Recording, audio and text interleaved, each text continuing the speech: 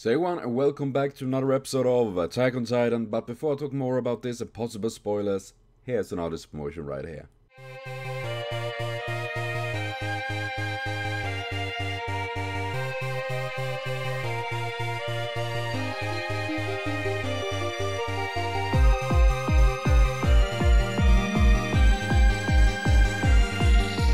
So please be sure to check out the artist. Links in the description box, also find links to this video. And yeah, this is the After the Storm.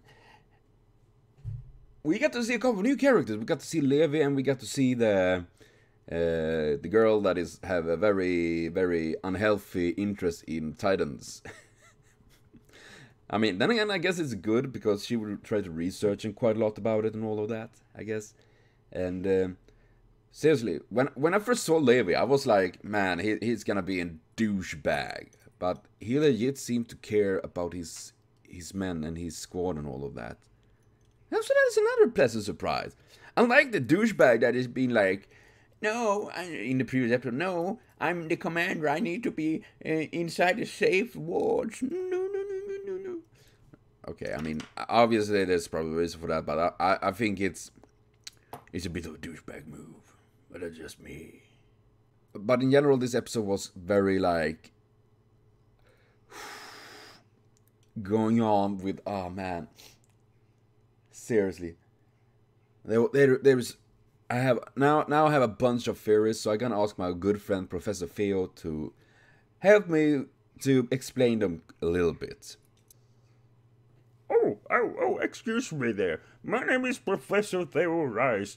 It's German. So I'm here to present some of the theories me and my other brain half, Lano, have been discussing. The first one is that, saying when Eren bit his hand and caused this effect of a growing titan was causing a lightning effect. And what, have we seen that before?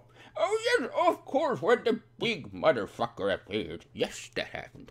And that means that the same way probably is most likely the reason why that titan as well appeared. Meaning that it is definitely a human being that have been transforming into this mega titan. And that means that some humans possess the ability to transform into titans. But the question is, why? And who? But also very much why? I already said that, didn't I? And also I want to bring up the little thing we have been thinking on about slaying the titans. How do they slay the titans in the most effective way? Of course, by chopping up the neck and using a wedge kind of formation to slice it up and make them lose control over their own bodies. Which is kind of interesting considering that when Eren rises from the corpse of his own titan body... Oh, this shit is getting very convoluted, I must say that. Did he rise just below the neck? A little bit down below. It's like, you know, when you're chopping off a cable to the internet and you lose control over everything that's happening there. It's somehow related to it that if we chop them in the neck, they won't be able to control. It's like a robot, you could see, you could say. I think that might be the case. So thanks to Professor Theo for that. You're welcome, Lano. So yes, that gives us some things that's going on here. That Eren bit his hand like that with a lightning effect, which do explain when thinking on it that for something to generate lots of power, lightning. I mean, atoms, for example, in fire move way faster than atoms in ice that is barely moving at all. The less moving an object is, the slower the atoms moves. And of course, in a lightning, atoms are incredible fast, and that would also explain how it's possessed the power to regenerate and create this titan in that sense, because getting that power. Though, as also Professor Theo said, is that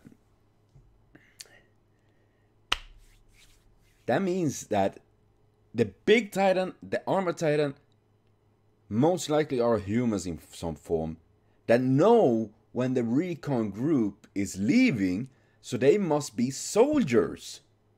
Because civilians most likely will have no idea. I mean, obviously they would see, if not when the troops leaves. So that could be the case, yeah. That could be, because they don't kind of shy away with that. Oh no, they are going out.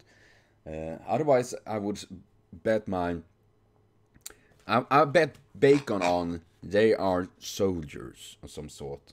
They have the knowledge about it. And of course, if anything, have knowledge about the walls and all that, how to break it. And I mean, when you're that big, you don't really need to have any really skills in that sense. You just knock it down. But still, though, there's something with that. And then, not to mention Aaron's father. What was fuck? What he's doing? That what? That means he know about this. He knew about this with Titans. Maybe he is connected with other Titans that have this special type. Because obviously, we have the normal Titans, which are these freaky weirdos, and then we have the special Titans that is definitely something more human. They have human mindset. There's something with that. Oh man, I get so many questions about the show. But man, and leaving it a cliffhanger like that is bullshit. I hate that. Though I'm happy that I can watch a next episode tomorrow and all of that and be on with it. I can imagine how much it must suck when you start watching it when it was new and you need to wait a week for next episode. That I can imagine was painful. But I will be back with more Attack on Titan though, and yes, ignore my silly little things I'm doing here. So see you later on. Have a continued super great day.